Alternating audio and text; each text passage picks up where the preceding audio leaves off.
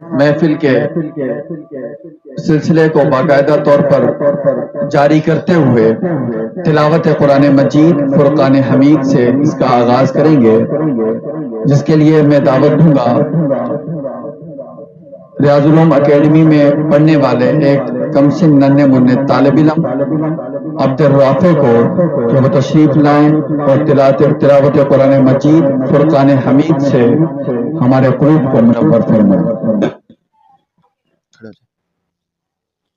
नहीं खड़े होके पढ़ो, इधर ही, बस इधर ही।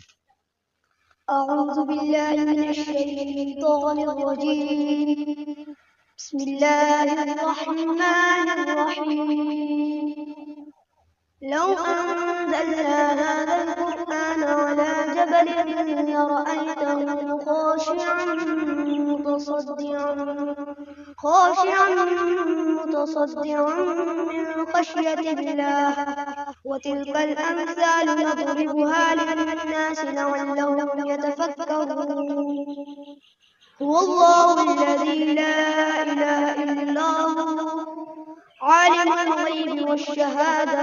هو الرحمن الرحيم هو الله الذي لا إله إلا هو الملك القدوس السلام المؤمن المهيمن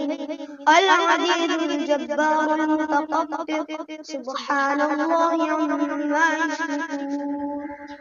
هو الله الخالق البارئ المصور له الأسماء الحسنى